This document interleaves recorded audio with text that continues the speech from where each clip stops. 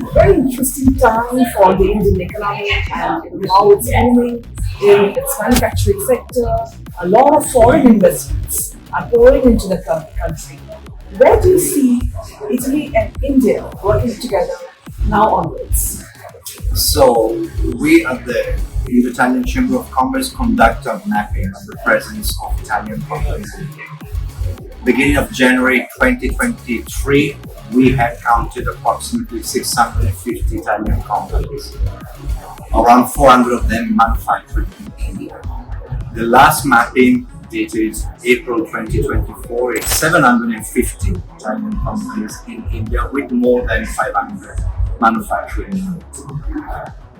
Within also a strategy of China Plus, we see very strong interest by Italian manufacturers to diversify the supply chain by setting up shop in India and start manufacturing in the country. So we strongly believe that this traction will last for at least 3 to 5 years to come.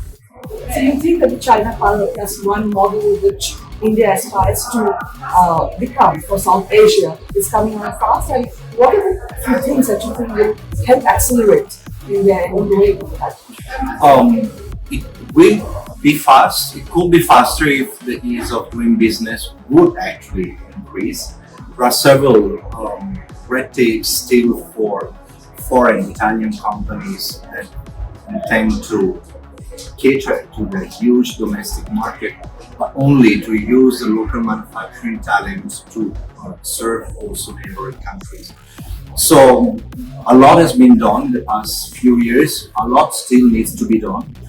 Perhaps in terms of skill developments and ease of doing business, to attract more and more foreign investors, these are two areas in which the new government should be looking as a priority to make India more and more attractive. There's a lot of movement because of the PMI schemes for say global giants like Apple making more and more use of Indian facilities. We know that Elon Musk has been for a very long time considering India.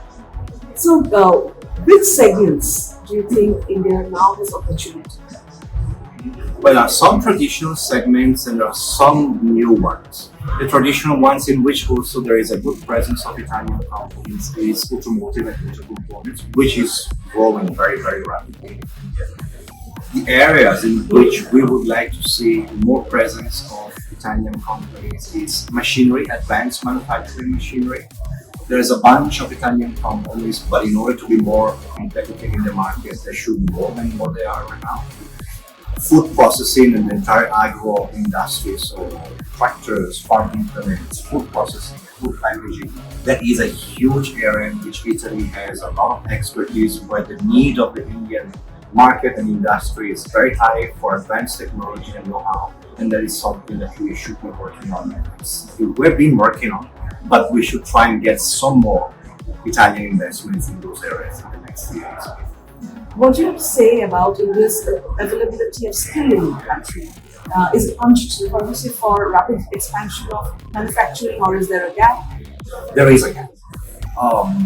Many of the Italian companies manufacturing in India, they do need to invest a good amount of time in training the employees. Talent is there, yes. Talent pool should be increased, should be better prepared. And this is something in which Italy and India can be working together in a very effective manner. There is a new mobility agreement signed between the two governments, which is precisely aimed at creating synergies and cooperation between Italian and Indian skill development centers to prepare this talent pool. So that would make expertise and knowledge available for Italian, Indian, and foreign investors in India, and will also facilitate a better understanding and a further mobility of people from India to Italy. So that's something that we're really interested in. India has been sustaining its PMI numbers very strongly. Do you think it will sustain to become and remain the fastest growing economy? It will. Employment, though, we know is a concern. And employing means also investments from Indian companies and from international companies. So how to foster this growing inflow of investment is something that should be looked into directly. So as long as it sustains its current growth map, it's going to remain in the fast bracket. But how sustainable is the question? That's right. I mean, Indian market is huge, and this is what is very, very attractive for an international investor. But perhaps from the manufacturing point of view, which is the core, Indian economy has been historically driven by the service sector. Now, understandably, the impact of the manufacturing and industrial sector in the national GDP needs to increase. But in order to do that, you need talent pool and you need access to credit. So those two elements are going to be very, very crucial in determining the future, the economic future of this country, and more importantly, whether India is going to be a manufacturing hub.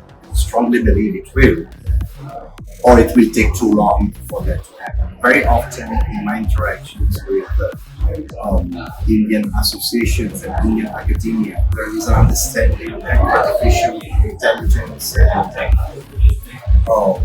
new technologies can bridge the gap. Coming from a manufacturing country like Italy, a country that is made by SMEs like India, artificial intelligence and predictive computing is indeed going to make things easier, but you still need, it's very central to have a human touch, a human expertise at the center of it. So that element is critical for India's growth. It's one area in which Italy has a very, very strong expertise and experience. And also from the cultural point of view, it's very similar to India. So we're expecting many things to happen. Very interesting point on the capex. The government is increasing its capital expenditure. Private equity, private investment is. Thank you so much. Thank you very much. Thank you. Thank you.